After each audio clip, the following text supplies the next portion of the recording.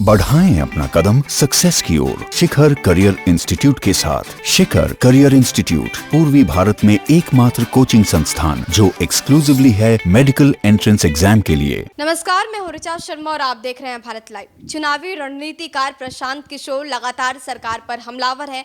Corona संक्रमण से जुड़े हर मुद्दे पर वो सरकार को घेरते नजर आ रहे हैं और अपनी आवाज बुलंद करते नजर आ रहे हैं। इसी बीच उन्होंने ट्वीट करके एक और प्रहार किया है नीतीश सरकार पर।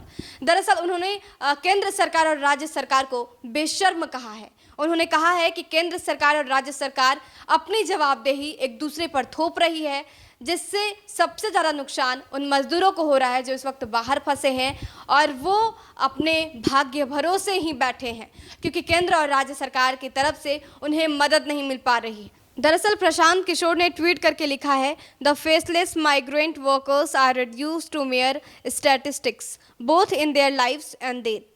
Make no mistake, but for few exceptions, government both at centers and states have been brazen in leaving them at their fate and the mercy of greed of the society। तो प्रशांत किशोर ने जो ट्वीट किया है उसका मतलब है कि उन्होंने लिखा है, गुमनाम प्रवासी श्रमिक जीवन में और मौत के बाद भी केवल आंकड़ों तक ही सीमित हैं। कुछ अपवादों को छोड़ दें तो केंद्र और राज्य दोनों ने उनको भाग्य और समाज की दया पर बेशर्मी के साथ छोड़ दिया है।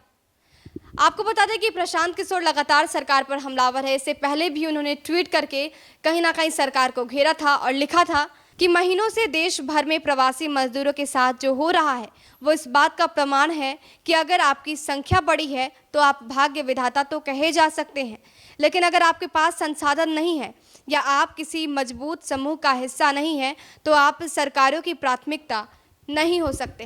तो कहीं ना कहीं प्रशांत किशोर ने नीतीश और केंद्र सरकार दोनों को अपने लपेट में ले लिया है और उन्होंने खास तौर पे ये कहा है कि केंद्र और राज्य सरकार बेशर्म है, क्योंकि उन्होंने मजदूरों को अपने भाग्य भरोसे छोड़ दिया है।